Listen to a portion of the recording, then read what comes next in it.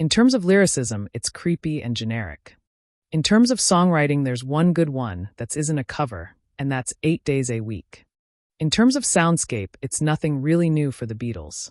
The delivery is unfortunately awful. Genuinely like 1 out of 10, if not 0 out of 10, and in terms of cohesiveness, it's nothing special. Easily the worst Beatles album. Lyrically, it's like a 4 out of 10.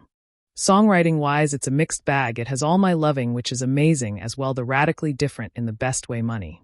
That's what I want. But it also has Little Child and Hold Me Tight.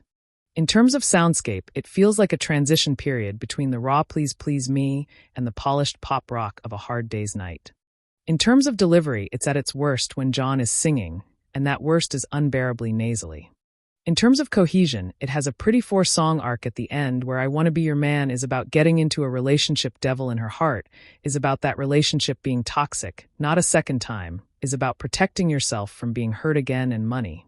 That's What I Want is about the guy starting to only care about money after the heartbreak as a way of defending himself. So overall, it's not bad. Lyrics are this album's worst quality most of the time. It's either very generic or just immature and incel-like.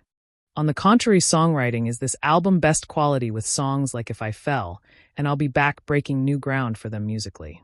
In terms of sound, it goes further into the polish of With the Beatles, yet somehow manages to feel more alive than that album, and also some elements of folk are heard in there. In terms of delivery, it's pretty good.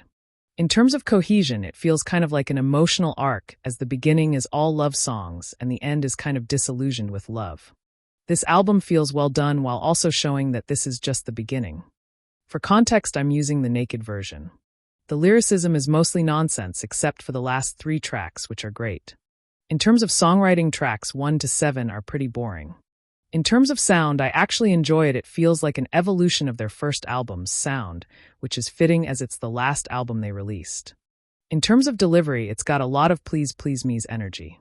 In terms of cohesion, those last 3 tracks are masterful to the album, and the Beatles, with I Me Mine being about denial at the end of the band, Across the Universe being about the sadness of it, and Let It Be being about accepting their end, as well as culmination of a lot of themes throughout the band's discography.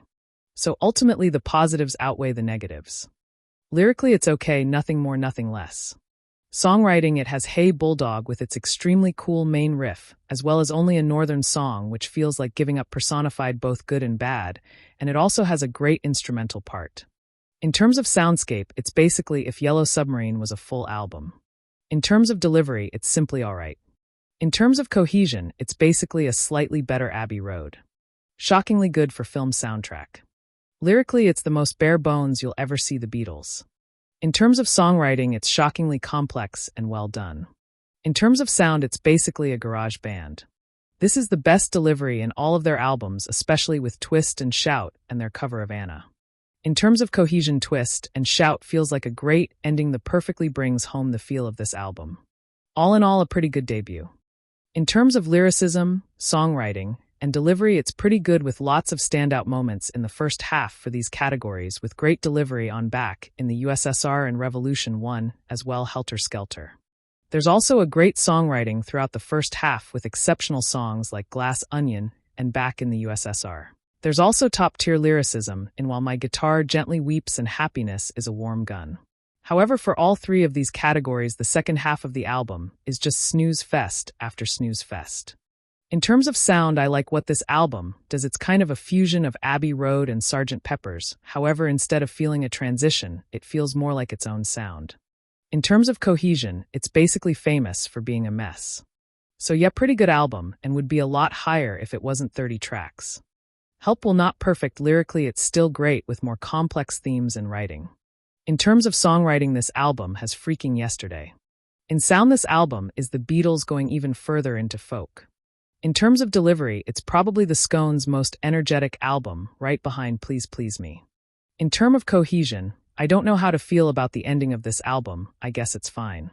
So yeah, probably the best album from Beatlemania. Lyrically, it's not bad, but it does have any really special. Even the medley has no real thematic connections. The end has a great ending, but that's about it. Songwriting is what this album really shines. There isn't a single skip on this album. From the comical Maxwell's Silver Hammer, to the unnerving I Want You, to the masterful medley, there isn't a single bad song. In times of soundscape, I just don't really like it. It's got all of choices that annoy me, like the clapping in Here Comes the Sun or the Go Doffel Drums noise in Come Together's chorus. The delivery's okay overall, and in terms of cohesion, it's pretty good. So ultimately like a 7 out of 10, but a 10 out of 10 songwriting-wise. Lyrically, this album's a mixed bag, at least for me, because on one hand we have the masterful In My Life and Girl's masterful portrayal of abuse-mad gender dynamics. But with the exception those two songs in Norwegian, would all of the lyrics are either bad or just not really memorable. In terms of songwriting, I think it's actually pretty good, a nice combination of their old songwriting style and new folkier style. In terms of soundscape, it's a competition of their folk arc and foreshadows what's to come. In terms of delivery, it's nothing new for the Beatles. Cohesively, it's kind of overrated, but it gets points for basically inspiring prog as we know it. So all in all, a great farewell to Beatlemania.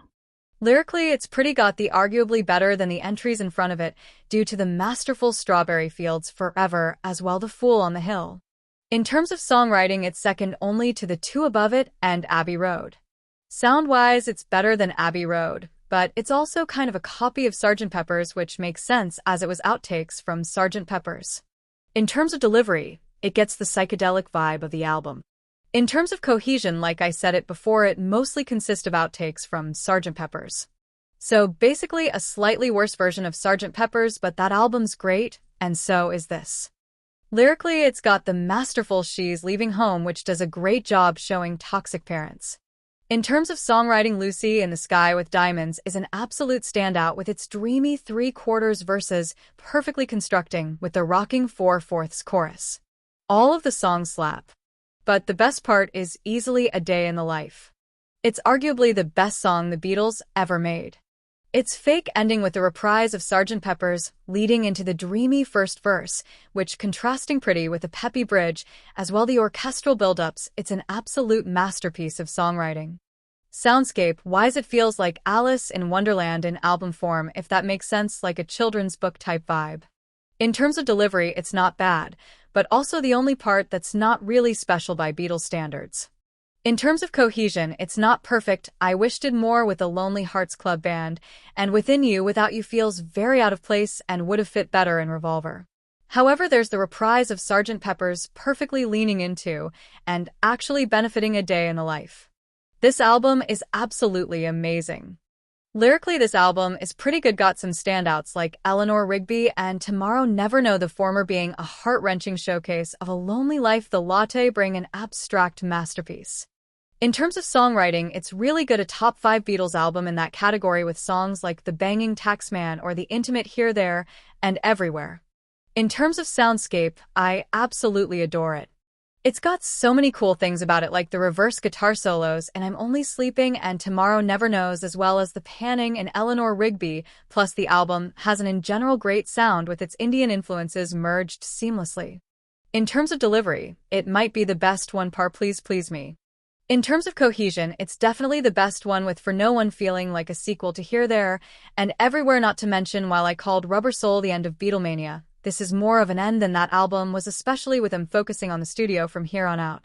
Tomorrow Never Knows is also a masterful ending, completing this album's thematic arc. Overall, this album is a masterpiece and easily the Beatles' best. That's it, thanks for watching.